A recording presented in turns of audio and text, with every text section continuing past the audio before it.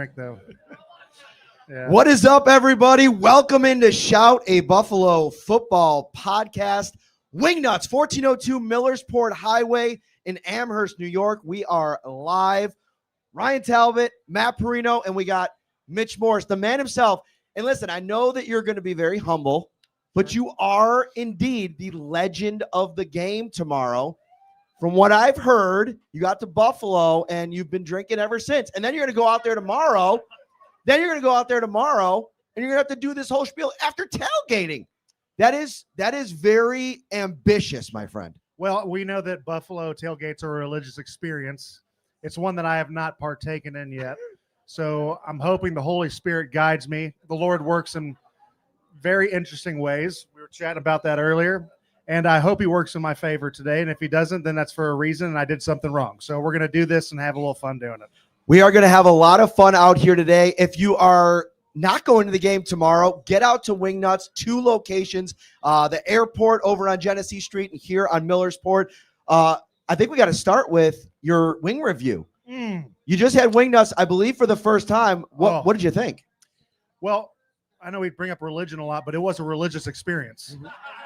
It was, because you hear hype, you take it with a grain of salt, and then you get in, and not only is the food incredible, the people who bring it to you who are around this place, this is some of the best food I've ever had in my entire life. Not only the wings, but the beef on weck. So, listen, I didn't make my way up to the North Towns often, but I got a good fuel economy car now that I'm going to be renting to make my way up here because the food is unbelievable. So thank you, Wingnutz, for having me out. This is a privilege, man. It's awesome. So I want to bring Ryan into the show here now, and I think you have something great to talk to Mitch about, because one of the things as media members that we always talk about is building relationships with players. I mean, there's a trust factor that goes into it, and there's a back and forth that goes into it. And I think both of us can agree that Mitch has always been one of the best to deal with. Yeah, absolutely, Matt. Whenever I do podcasts, I get the question, who's been one of your favorite Bills players to interact with? And I always say Mitch Morse first right off the bat. Now, we didn't do any kind of long form articles or anything like that over the years on the beat, but one thing that always stuck with me was at training camp every single year, your media availability, you would come immediately after practice. You would not go directly to the podium area, though. You would sit with us in the media. You'd stick your mouth guard in your sock. We'd always kind of talk to you about that. And then you would just talk to us about how are your families? How is everyone doing? That meant so much to me and everyone else there. And Buffalo's locker room has a lot of great guys. But, for you, why was that your approach in terms of coming and meeting with people rather than just going up there, doing the press availability and going? Well, I get a lot more credit than I deserve. I really appreciate it. It's a people business, right? Football's a people business. Life, most businesses are people business, but it's all about the relationships you build, especially in football for whatever reason. And everyone's got a job to do, and those jobs are difficult, especially in the media at times. Like, it just made too much sense to me to get to know the folks that have their finger on the pulse and that are kind of the gateway of communication for everyone else. And not only that, but you guys were super solid hangs. And for me, I like to surround myself with good people. Believe me, I wouldn't have if you guys weren't. So you guys held my hand a lot. You gave me some cupcake questions that made me look a lot better than I deserved. But no, it was a no-brainer, man. I really appreciate that, my bald brother. Yeah, absolutely. Yeah. By the way, the king of dad jokes here. You had a little bit of a joke when we announced this yesterday about who was going to be on the show. That's right. I just said finally a podcast where balded and bearded men would be the majority. I was excited.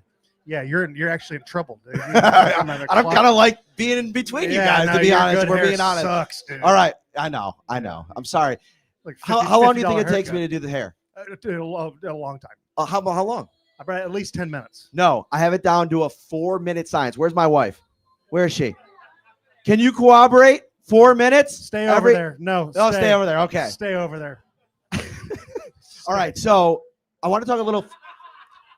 We got to get a lot to get to on this show here over the next 20 minutes or so. But one of the things I want to get into, the Bills are playing the Saints tomorrow. And I want to get into this matchup because as a former NFL player, I'm always super interested in a game scenario like this. Sure. You have a dominant Bills team at home, 15.5-point favorites against a Saints team that's come out of the gates a little bit slow. Yep. They got a young quarterback who, Spencer Rattler, 4 touchdowns, 1 interception. He's played probably better than a lot of people thought, but it's a whole other world to come into Orchard Park for the first time against this defense.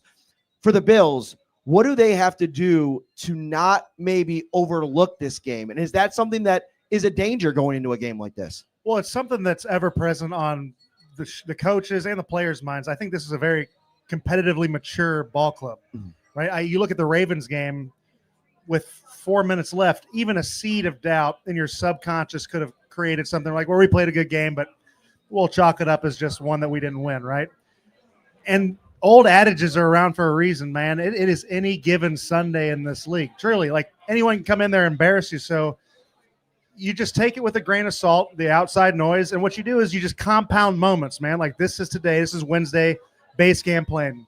What's the next thing? Over and over again. When you compound those moments, you get to go out on Sunday and just celebrate those moments no matter who the opponent is. And I think when you have a team that's been around in these big situations, has been embarrassed by, I mean, we lost 9-6 to the one-win Jaguars. I mean, anything can happen on any given Sunday. So I think it's just, the process is thrown around quite a bit. Sean loves the process. You know what? It's a cliche and it's around for a reason. The process matters, and these guys are invested in it. And I don't think it's going to be one of those things where you sleep on an opponent, especially like you said, like they have talent in those first 2 games, rather, they had 8 sacks. Last week was a little bit of an anomaly. This team's got ball players like anyone in the NFL. And if you think you're going to walk through someone in the NFL, which the Bills don't, that's when you get embarrassed. I think you just focus on the process and it takes care of itself. You just mentioned the pass rush of the Saints. One strength of the Bills, since you were here too, is the offensive line. Sure. You spent 2 years with Aaron Cromer. He gets talked about a lot as one of the best, if not the best, O-line coach in the business. What is it about him that, in terms of the techniques, working with individual players, that makes him so good? That's a good question. I would say Cromer is at the top. Not only his football acumen and his knowledge, but his willingness and ability to relate to players. You have a room in the offensive line. It's one of the biggest rooms. You got 12, 15 guys. Each person processes information differently. Each person gets ready for games differently. Each person takes coaching, criticism differently. But we all have to be on the same page, right? So for us, it's everyone also kind of moves biomechanically. This is a little nerdy, but everyone moves biomechanically different. God made us all different. But as long as we all get to the same place, it's a good time. And he's just a beautiful human. First of all, it's skinny. He needs to eat a cheeseburger, but he is one of the best. And it's because he's so pliable. He's so fluid in his coaching. And he knows that coaching isn't a one-size-fits-all. So I want to talk a little more football, and I got some other stuff that I want to get to. But before we get there, let's update everybody on what you're up to now, post playing career. You got this brand new podcast, which, by the way, I highly recommend everybody go to all of the platforms that you can consume this thing right now. Monday mornings with Mitch, with your co-host KC. You guys are absolutely crushing it. I'm pretty sure you came earlier this morning from an interview with the big guy, GM Brandon Beane. Yeah, we did. Listen, dude, it's been such a privilege to be able to enter this platform. It's been extremely humbling. We talked about this before. So many people have been treasure troves of information. I find myself asking for so much advice, so many favors, and not being able to give many in return. And to be honest, people have been so gracious with their knowledge. But I think it's just one of those things. I always enjoy talking to folks. I'm not very good at chatting X's and O's. I think it can be a bit boring, and I think that landscape is a little bit saturated. So for us, it's just kind of getting down. I mean, we talked 20 minutes with Gabe Davis about how you wipe your butt. Do you fold? Do you quarter squat? And it was just kind of an organic thing, and we enjoyed it. But we also got to the point where we talked about the nitty gritty. We talked about his struggles, and we got to interview Brandon. We did our first in-person interview today with Brandon Beane. It's just a privilege. And if you guys feel like wasting 30 minutes or 40 minutes of your time on a Monday, I don't know if it's worth a look, but it'd be great if you did. It's fun, and it's great having my hand held by people who know what they're doing. And you realize that being interviewed is a lot easier than interviewing. Like navigating, it's not to get boring, but it is not as intuitive as you think. So it's a learning process on the fly, and we enjoy the heck out of it. One quick thing before I throw it. I'm glad that you said that, because in my off time over the last 5 years, I'm an adjunct professor at the University of Buffalo over across the street, and I spent probably 4 or 5 classes per semester just on interviewing. It's a really difficult skill, especially in NFL locker rooms when, listen, we're there for a reason, right? And we're trying to extract information, and that could be a very delicate balance. And I think the folks that do it the best are the ones that do it with empathy and understanding, but also at the same time, a level of respect. And I think that I've already gotten that sense from you on the other side of things, watching a few of your interviews. Well, you were talking about pliability and coaching. Right? You have to be fluid. You have to be able to read the room. And right now what we do is fairly easy. They know they come to talk to us just as much as we go talk to them, these folks that we know. But to your point, when you're navigating in an NFL locker room, talking about that offensive line, 14 different dudes processing information different ways, emotional roller coaster is an understatement in regards to the NFL season. You just don't know what you're going to get. And so to come in with empathy is a huge thing. But yeah, it's not easy. And I think that's the one thing that guys are learning a lot more now is that everyone's got a job to do. And if you can kind of be able to meet at least someone halfway, it makes everyone's life a lot easier. So what has been the most fun part of coming over to the media side of things? You crushed it on Good Morning Football as well as the podcast. So what's been the most fun and most challenging aspects of it? Yeah, that's a great question. I think for me, the most fun is just having the opportunity to talk to really cool folks. I mean, it's people you've idolized or people you've seen do it for a bit, and then just have a platform to have some fun. It fills my cup up. And the one thing I regret when I was playing was not doing more of it, not smiling a little more and just letting my personality show. But you can let your personality show while being informative. And I think the most challenging thing, like I talked about earlier, is just when you're interviewing someone and you know what your next question you want it to be, you have to be able to be fluid, man. You have to, I could not listen to what you say, completely mess this up. And then it's just, it ruins the vibe. It ruins momentum. Everyone knows it. It's just not organic. And I feel like to be organic it's the toughest thing so far. You notice the difference when I'm talking and you're talking right now? That you're really putting your face in the mic? I'm really putting my face in the mic. Here's the thing. Don't take it personally. I tell this to everybody when they come on, and they're always a little bit tentative to really eat it. But you got to. Otherwise, those folks in the back won't be able to hear you. Well, your tongue is in it, so I guess I'll put my tongue in it. Listen, there's kids here. We talked about this before we started. I'm just saying your lips are all – okay, I got it. All right, I got you. This kid drank half my bourbon, by the way. I'm going to put it right down there. Look at him. Dude, he was excited. You put it right in front of him. Yeah, it's good. All right, so we're here at Millersport Highway, Wingnutz, 1402 Millersport, hanging out with Mitch Morse, former Bills center. Take me into tomorrow for you, because it is going to be unlike any game day that you've ever experienced, and maybe more pressure than you've ever felt, because you are going to go weave your way through the tailgates. You're going to be squirting ketchup and mustard. It's going to be an absolute crazy party. And then they're going to ask you in front of 70,000 people to not screw it up. Yeah. How you feeling about that? Terrified. Okay. Horribly terrified. And that's the nice thing is actually having something to kind of cap the good vibes. Okay. Right. So for me, it's going to be trying to be invested in what's going on, be fluid. We talked about it a bunch. Have a few drinks, have some fun, but also you don't want we've all seen the guy go up there a little too sauced up, try to make it his own thing, write the John letter to Buffalo. It's kind of up there. For me, it's about passing the baton of energy to the fans. Okay. So it's just sticking to the script, maybe say one, two things, and then just kind of Scooby-Dooing my way over to the sideline, because it's not about me, dude. I can get guys on kind of, and then just roll out and just watch the boys play. That's what it's all about. I love where your head's at. So what does it mean to you, though, to get that call to say, hey, we want you to come in and be the legend of the game for this matchup against the Saints? Well, I think it threw a lot of people for a loop. It was one of the most humbling experiences. Truly, I wish I had the vernacular to describe what it meant to me. It's such a privilege, and on the same vein, it's something that you don't want to botch, because that really is. It's the keys to the castle of something beautiful and bigger than yourself, right? And it's not yours. You're holding it for a few seconds. So why don't you just have your moment, build it up, keep that ball rolling, and just do not screw it up, dude. That's the biggest thing for me. So I had a really interesting conversation yesterday, and it was right after you spoke to the team, broke them down. And so I had a couple conversations with a couple current Bills players about what it meant to see you back in the building, but also kind of breaking things down. And one of the conversations was with David Edwards. Ooh. And So I'm going to give everybody a little bit of history here. When David Edwards first signed with the Bills, he was coming over from the Rams, and he had kind of dealt with, some concussion issues over in LA.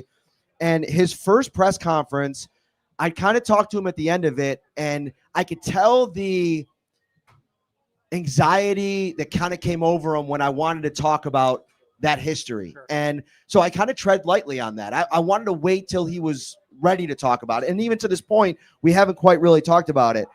And when I asked him about you and being back, and obviously you had your struggles with concussions early in your career, this was the quote that he had about you. And I'm putting you on the spot here, and it might get a little emotional. Dave's the man. But Dave said, I feel like God put me in a position to come here so I could meet Mitch, because I came off that concussion and he had kind of dealt with that. I really didn't know how to navigate coming back, and his grace, humility, and willingness to tell people, somebody that he had just met, I'll never forget that. I'm forever indebted to Mitch. And I wanted to read that to you and get your reaction to it. But the other thing is, he told me his first couple days here, he's at OTAs, he's just meeting the guys. Your family's back in Kansas, and you say, hey, let's come over, let's shoot some pool.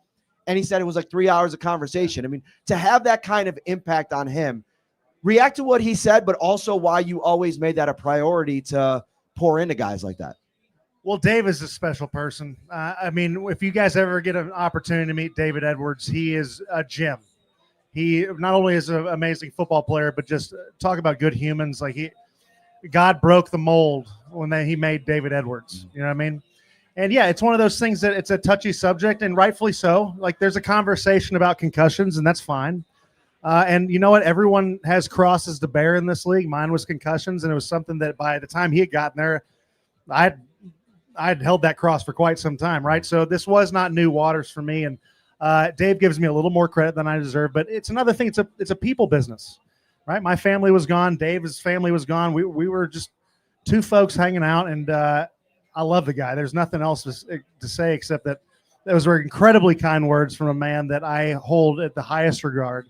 An amazing football player who hasn't gotten the dues I think he deserves. And, yeah, it just means the world.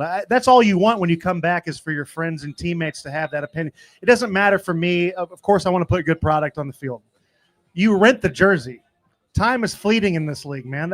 That's it comes and goes. But what doesn't come and go are the relationships you try to build. And that's what I hold at priority. The highest priority of all is my teammates and how they view me, and the relationships I have with them. To hear that, it means I did something right in an area that I find very important.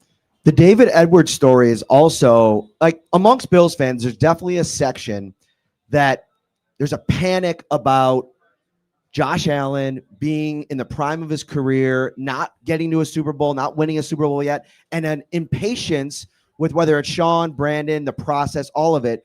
But I also think that the David Edwards story is one of the pieces of the process of this regime that doesn't get appreciated enough. They bring him in, somebody that Aaron had a history with, allow him to come back at his own pace, find a role for him until he's ready to start. And that is, I think, why people in the building hold the two of them to such a high regard, is the vision beyond just the X's and O's and winning. There's a plan for each and every player that I think there's a lot of care that goes into that. And that's from the outside looking in, my perspective. Yeah, I mean, that's a great point. And this is a what have you done for me lately business, right? It's easy. We were talking to Brandon today about how do you not listen to the outside noise? How do you stick to your guns? How do you manage process? You get a tough phone call that you know is going to hit the media. How do you not make guttural reactions, or how do you do all this stuff? But when you make the plunge and bring someone in, they don't do that on a whim. You have a guy like Cromer who vouches for someone. You hold what Cromer says to high regard. Every person walks a different path in this league, man. You have 90 guys to start with, and then you have 70-something, including practice squad. Navigating that, keeping personal relationships as well. It's a transactional business, right? This is a tough business to invest in people, because you know you're going to have a proverbial breakup at some point. That doesn't mean you don't invest in folks. That doesn't mean you don't take the time, because football's hard. You guys see it you're in the building. You pick up on these little things, like, and you have to have everyone marching at the same beat of the same drum to the best of your ability. And if you do that by just keeping it transactional or listening to the outside noise, that's how you sink or you ride these ebbs and flows that good organizations don't do. And I feel like the Bills are one of the best organizations, if not the best, at doing that. And it's funny. This is a conversation Matt and I had recently, and you might have some bias to this as well because you are an offensive lineman. The importance of building up the O-line versus getting weapons for a quarterback.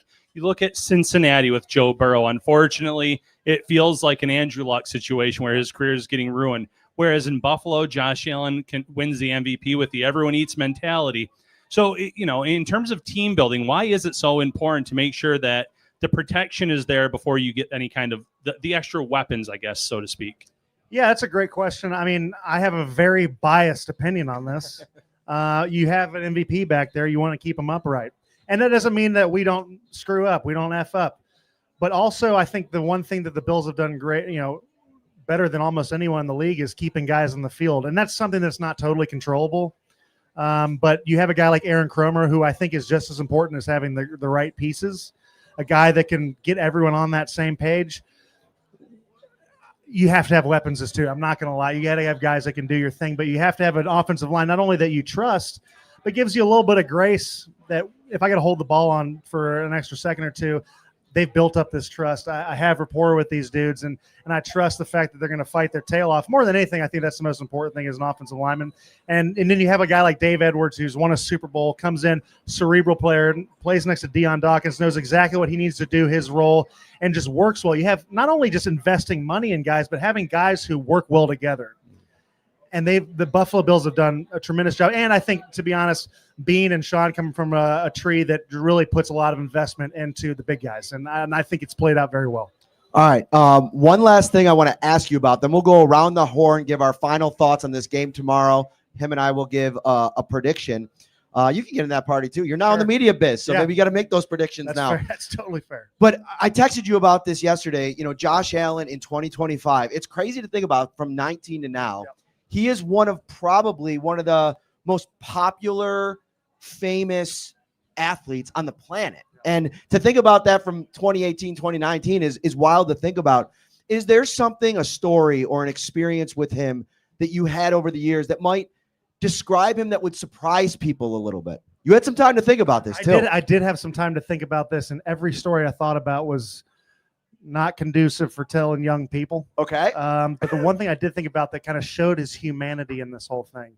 We all know his philanthropic nature. It's unbelievable. But I was there the night before. I was there the day before he left to go down to New York to meet his wife. Okay. It was just me and him in the locker room. And he's sitting there, and because his locker was right next to mine, I could see he's got this grin. He can't keep this grin off his face. And I go, "Hey, man, what's going on?" And he runs over, his little Josh run over. He's like, "Hey, man, I'm heading to New York City. I got to show you this." I don't even read the name, but I see that this gal's got 30 million views. And he goes, "Buddy, I'm in love." I don't think he'd even met the gal yet. He goes, "It was just like a child. Man, it was just like unadulterated, just like he was so excited." And then, of course, the TMZ thing came on. But I think the biggest thing is that, and this is not news to anyone, but professional football players have just the same emotions as every one of you guys in here.